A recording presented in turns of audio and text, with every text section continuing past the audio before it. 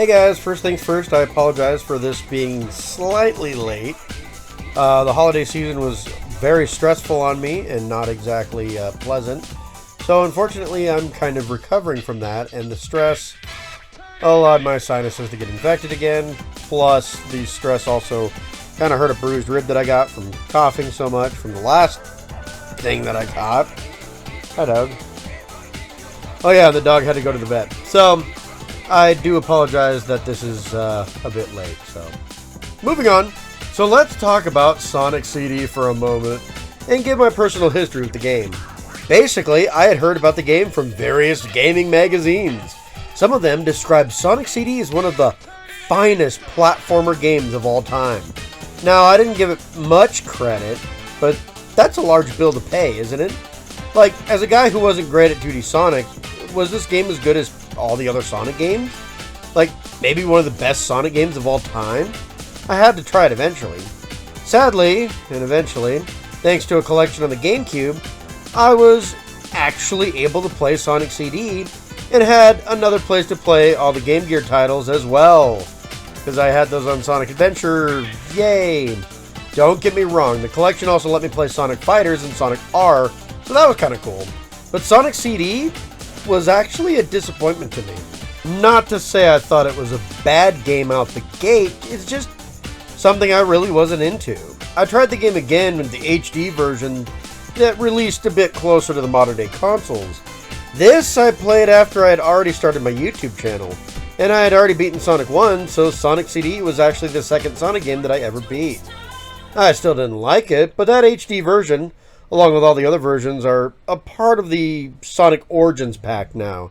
And thanks to DLC, so is all those Game Gear games I just mentioned. Haha!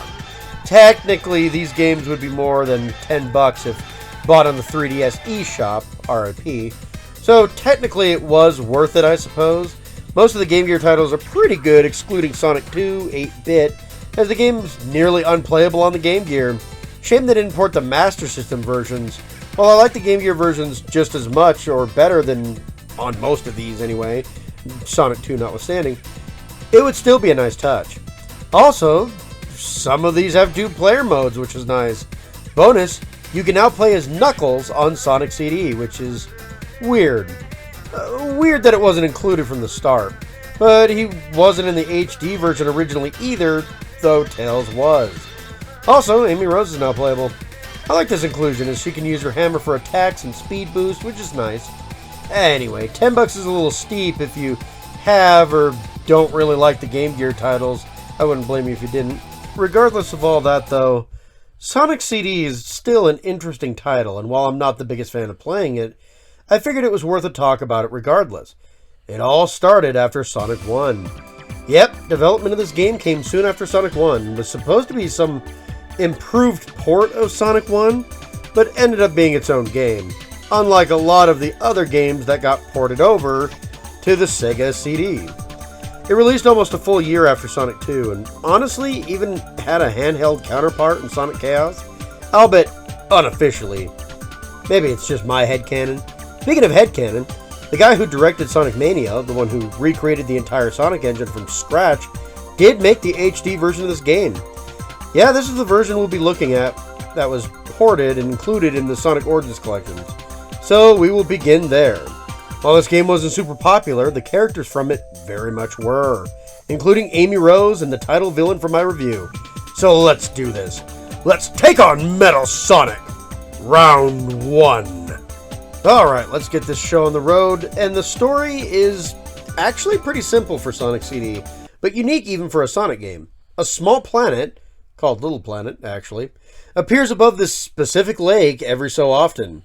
Sonic goes to check it out, but Eggman is there using the planet's time displacement to take over the planet by going back in time. Sonic, of course, goes to stop Dr. Eggman, but the new to the Mad Doctor's arsenal is the most popular Sonic clone, Metal Sonic, the one we all seem to love, even though there's like, what, 4 or 5 of these things now? Metal Sonic also kidnaps a female hedgehog who's following around Sonic, named Amy Rose. Although while she seems to love Sonic, he doesn't necessarily return the feelings. Also, fun fact, she was named Rosie the Rascal, and In the American cover, she was actually called Princess Sally. So, that was interesting. Sonic must run through the planet and even time itself to take on both Dr. Eggman and Metal Sonic to install a good future for the planet. Yeah, nothing too special, but Little Planet is an interesting concept for sure. While the plot isn't super complicated, I'd say it's pretty good for a platformer of this era. However, what I think sells the game the most is the charm and presentation of the game itself. This game looks pretty damn good, given it was running on CD-ROM technology in 1993, but this game has almost an obnoxious amount of color and visuals. Even the original game had an FMV animation for Sonic starting and ending the game, though the Origin exclusive animation is cute as well. The levels follow a more nature feel, and then get more and more mechanical as the game progresses, though some of the concepts are very creative. This music, or vine-based level, Stardust Speedway, looks amazing, though the Bad Future version is... Oh, I don't have footage of that? That's right. So, here's the deal. You can go to the past and the future versions of each level. This means there are technically 3 versions of each level. Also, side note here, I did have footage of the Bad Future. I had to replay the game. I wrote this on my previous playthrough. That's my bad. The present is normal Sonic level, the past is more washed out color and primitive looking, and the future is dark and depressing. This is pretty cool, but it gets better. Notice how I said I didn't have footage of the Bad Future in Stardust Speedway? That's because I destroyed the robot generators in the past of each act of that level. Destroying a robot generator, a secret mission more or less, that I'll discuss later, causes the Bad Future to turn into the Good Future. This adds a 4th version of the level, and the Good Futures have very vibrant colors. If you do this for every single act in a level, the boss fight will also take place in a Good Future. If you don't do this for all the stages, the boss fight will happen on the Bad Future version. I found every robot generator on Stardust Speedway, so that's why this kind of happened originally. But I did eventually actually play in the Bad Future just a little bit on my second playthrough. Which, yeah, that footage works fine. Also, the music changes too, so if you're listening to the Japanese soundtrack, it changes up between past, present, future. For some reason, the American OST and the Japanese OST are slightly different. The only song that's better in the American OST would probably be Sonic Boom over You Can Do Anything, and even that is debatable. The American soundtrack is okay, but there's no point in giving it the old go if you have the option for the Japanese soundtrack, which is incredible in every way. Look, I love Sonic 2's soundtrack, but the more I listen to Sonic CD, the Japanese, OST anyway, I just think that may be better overall. It is such good music, it is insane. My favorite track is indeed Stardust Speedway Bad Future, which plays facing against Metal Sonic. But the rest of the OST is amazing. The rest of Stardust Speedway's music included. Palm Tree Panic has amazing music no matter which version of the stage you're in. Collision Chaos has great future music in good and bad versions.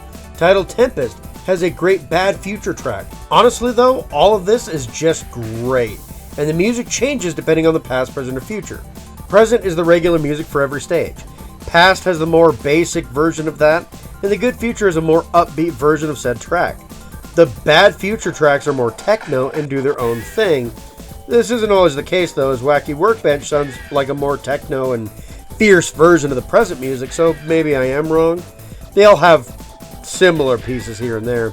Quartz Quadrant is a good example of the present music being better than the Good Future version in my opinion. But they're both still pretty good. Look, this game looks amazing and the game sounds amazing. I'd say the worst thing is the level themes somewhat blend in just a little bit. But that's like the only complaint I have with the presentation. That could also be because I haven't played the game enough too, so it could just be me. Either way, this game has a legendary presentation and charm, baby. So, when talking about the gameplay, I know this is going to be shocking. I can't believe it myself, but this game plays just like a 2D Sonic game. Yeah, I know. The original game would have been marked down a bit here, though, because the spin dash was horribly nerfed. This was most likely in favor for the Super Peel Out, a move in which Sonic will build speed and shoot forward. Yeah, I bet you that sounds familiar. The spin dash did this too, but without leaving Sonic vulnerable while doing so.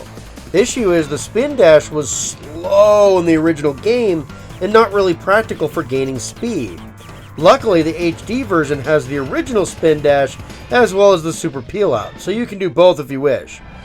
Though spin dash wins out for me anyway. However, for some baffling reason, if you just want to actually play the Sonic CD original with the Nerf spin dash, you have that option too, which I found out by complete accident. I had to re-record almost the entire game at one point, and while doing so, I ended up finding this option, which I guess is kind of neat. I'm glad Genesis Spin Dash is default though. If it wasn't the HD version, I'd have been bashing the gameplay quite a bit and taking a point, but now, it's fine. No, it isn't the gameplay that's going to hurt the HD version of the game. Don't get me wrong, there's some great Sonic levels here. The first level, Palm Tree Panic, is really good. Tidal Tempest is a good version of Labyrinth Zone, and Stardust Speedway is amazingly fun. Quartz Quadrant isn't terrible, but it's a pretty nothing stage overall. Wacky Workbench is kind of annoying, but I wouldn't call it bad either. Collision Chaos is frustratingly annoying level with pinball and bubble gimmicks teamed up to be a pain in the ass. The final level isn't all that great either. That mixed with some bad boss fights really brings out the flaws in the game. I'm guessing that's what turned me off completely. Yeah, the boss fights are pretty lame here. The first boss is a robot with spring-like bumpers for arms. Yeah, this was dumb. One just has you playing pinball. One, you chase Eggman around and then fight his bubble ring, which keeps you alive. And then the treadmill fight. You run on a treadmill while Eggman drops bombs at you. It's pretty pathetic, honestly. The only real great fight here is actually the Metal Sonic race. You don't really fight Metal Sonic, you race him. But he is so distracted with actually hitting you that it isn't too hard to actually beat him in the race. It's difficult to survive, though. Too bad Eggman doesn't use that instant kill laser ever again. The final boss is poorly designed too, though. You have to actually take a hit to damage Eggman's new vehicle, which is just bad design. Then the rest of the fight is underwhelming at best. With some bad, some mediocre, and some good levels, and some lame boss fights, the level design isn't the worst thing ever, but it's a shame it isn't better. So let's talk about the time traveling for a bit. I hate trying to time travel. Here's how it works. You pass a signpost that says past or future, and that's where you're trying to head to. You have to build and then maintain a certain amount of speed to actually travel. This doesn't seem too bad, but the level design makes this very difficult. Oftentimes you're supposed to find some area in which you can manipulate Sonic's speed until you actually time travel, but this takes a lot of exploration. If you get the speed needed but hit something or run into an enemy, you lose the chance to travel entirely. Also, that signpost is now dead. You can revive it by time traveling and then going back to where you were originally in that original time period. Yeah, that sounds fun. That's absolutely not fun. No, it's annoying. You need to go to the past, so you try and fail. Now, you need to go find another signpost. And it could be the best thing to do is to travel to the future, then back to the present, and then finally back to the past. All to reset the stupid signpost. Why go to the past? Well, that's where you're going to get the good ending from. You need to travel to the past and find these robot generators located in said past. Some of these are damn well hidden too. But yeah, destroy all of these and not only does this kill all the robots on the stage, but it helps get the good ending. So it's not just, for the best ending per se, it does help you with the level too. The future is absolutely worthless. It's a nice touch that, there's a bad future and then it turns into a good one if you kill the robot generator. But that's really all there is here. It makes the future somewhat worthless, and all of it's a pain to even get to most of the time. Luckily, you have time emeralds to collect. If you have 50 rings, at the end of the stage, you'll see a giant ring you can jump into. Sound familiar? Yep, ripped straight from Sonic 1. The levels are built like Sonic 1 as well, with 3 stages instead of 2. Anyway, these special stages send you to a pseudo 3D like special stage. Sadly, these are also very annoying to deal with, and I hear later ones can cause eye strains with the designs of the actual area itself. The point of these is to destroy all these UFOs running around. You can find some with power-ups like increasing your time or speed up shoes, but that may not help you much in these. If you hop into water, your time will decrease incredibly fast. Faster than Sonic, that's for sure. You need to dodge hazards, walls, and water to get to these stupid UFOs. However, the 3D arena messes with you, and your depth perception will make you miss hitting these damn things when you feel like you should have hit it. You will have to jump to these things too, and you don't really have enough time sometimes to make the second jump to destroy it before you pass right by the UFO. Yet again. These special stages are not designed well, in my opinion, and make little sense, so good luck with getting the good ending. Yeah, it's not fun. Overall, despite my animosity towards the game, I don't think Sonic CD is a bad game. I think it mostly rubs me the wrong way more than anything else. I don't like it, but I have little reason to honestly hate it. The story is good, the presentation and charm are through the ceiling, and the gameplay, at least in the HD version, is a great classic Sonic game. It's the level design issues and the hoops needed to jump through to get to the best ending that I dislike the most. Overall, I think the game is good. It isn't the finest platformer of all time. I wouldn't even say it's the best Sonic game of all time, but I'd still say it's good. If you already have the Origin Collection, then play it, try it out. If not, I still recommend the collection for being a decent set of ports anyway. However, I still recommend trying this out. If you can get the HD version, that is. I would give the original version a 6 out of 10 personally. But the HD version? A solid 7 out of 10. It isn't terrible. It isn't the biggest must-play game ever, but it's a solid good time regardless. However, that's all the time I really have to talk about this cult-followed Sonic game. If you liked the video, leave a like, comment, subscribe.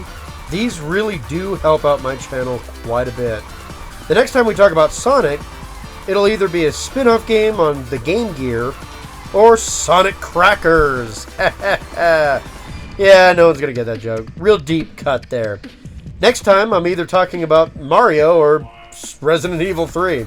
Until next time, my minions, take care. Bye-bye. At least I can do that.